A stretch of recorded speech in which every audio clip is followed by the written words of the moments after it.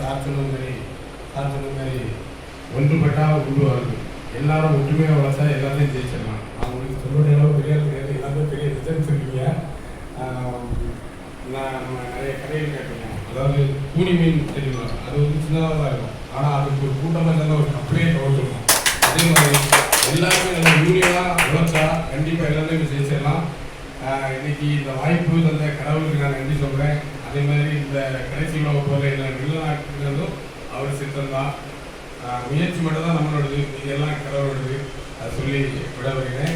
இதெல்லாம் இந்த இயக்கம் மேலும் வர நான் கடவுளை வேண்டிக்கிறேன்.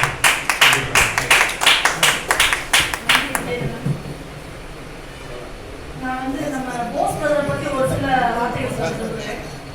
சொன்ன மாதிரி 1 வருஷம் ஆகுது போஸ் பிரதர், 1 வருஷத்துக்கு ஆகுது போஸ் பிரதர் நம்ம அமைப்புக்குள்ள வந்து எப்படி வந்தாங்கன்னு அவங்களே சொல்லிட்டாங்க. எங்கள் வீட்டில் நம்ம லைலா காலேஜில் அவங்களுடைய என்னுடைய தங்கச்சி பையனை சேர்க்கறதுக்காக காலேஜ் அட்மிஷனுக்காக போயிருந்தோம். அவங்க பையனை சேர்க்கறதுக்காக வந்திருந்தாங்க. அப்போ கூட எங்கள் வீட்டில் வீட்டில் பொண்டாடி பிள்ளை மறந்தாலும் நம்ம அமைப்பை மறக்க மாட்டாரு. நம்ம அமைப்பை பற்றி யார் எங்கேருந்து அவர் டீ கடையாக இருந்தாலும் சரி, எந்த கடையாக இருந்தாலும் ஜெராக்ஸ் கடையாக இருந்தாலே அந்த அமைப்பை பற்றி சொல்லிட்டு தான் இருப்பேன். எங்கிட்ட அது சார்பாக நிறைய ரைடர் சேர்ந்து ஆசைப்படுறாங்க. அப்படி நம்ம போஸ் பிரதரை சொல்லி போஸ் பிரதரை நம்ம அமைப்புக்கு நம்ம பழைய ஆஃபீஸ் இருக்கும்போது அங்கே கூட்டு வந்தாங்க. அப்போ போஸ் பிரதர் அவங்க எடுத்த உடனே எல்லாம் அவங்க வாயில நான் கூட எனக்கு உட முடியல அப்படின்ட்டு என்ன கூப்பிட்டாங்க. நம்ம கன்னியாகுமரி வந்திருக்காங்க, உங்கள் ஊர் தானே, கன்னியாகுமரி எங்கே கூப்பிட்டாங்க, உங்கள் ஊர் ஆள் இருக்காங்க. உண்மையுமே எனக்கு அன்றைக்கி உட முடியல, இருந்தாலும் அவரை பார்க்கறதுக்காக நான் பழைய ஆஃபீஸ் நம்ம நாள் வர என்ன கூப்பிட்டு செய்யும் வரே சொல்லிட்டு இவங்க நம்ம ஒய்ஃபு பசங்களோட அங்கே வந்திருந்தாங்க.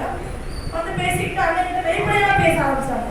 அந்த வெளிப்படையாக பேசி சொன்ன ஒரு வார்த்தை என்னன்னா, நான் செய்கிற தொழிலுக்கும் இந்த அமைப்புக்கும் சம்மந்தமே இல்லை, நான் இந்த அமைப்புக்கு நான் வரல, உண்மையுமே எங்களுக்கு அப்படிதான் பேசிட்டு போனாங்க போஸ் பிரதர்.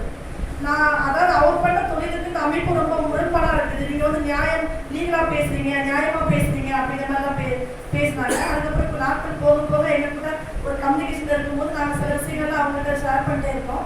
அப்போ அடிக்கடி சென்னைக்கு அவங்க வருகை புரிஞ்சுட்டு இருக்கும்போது நம்ம அமைப்பு ரீதியாக இங்கே தலைவரையும் பார்த்து பேசிக்கிட்டு பார்த்து என்னைக்கு சென்னைக்கு வந்தாலும் நம்ம அமைப்பு மிஸ் பண்ண மாட்டாங்க.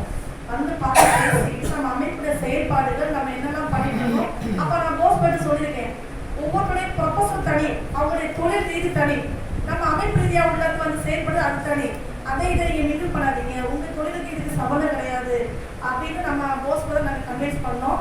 அதுக்கப்புறம் நம்ம அமைப்புடைய செயல்பாடுகள் பார்த்து இன்னைக்கு முன் நம்ம அமைப்புக்கு இன்னைக்கு ஒரு மாநில துணைத்தலைவராக ஒரு போஸ்டிங் அவர் மனப்பூர்வமாக வாங்கிட்டாங்க. ஏன் வாங்கிட்டாங்க, என்னால் செய்ய முடியும்னு ஒரு நம்பிக்கையில் வாங்கிட்டாங்க. அப்புறம் எனக்கு இந்த ஸ்டிக்கர் போடுறதுக்கு எனக்கு டொனேஷன் கொடுத்ததே நம்ம போஸ் பிரதர் தான். எனக்கு நான் அவரே முன் தங்கச்சி செய்யுங்க நான் பண்ணுறேன் அப்படிங்கிற மாதிரி பண்ணாங்க. அப்புறம் நன்றி போஸ் பிரதர். அப்புறம் இன்னொரு விஷயம்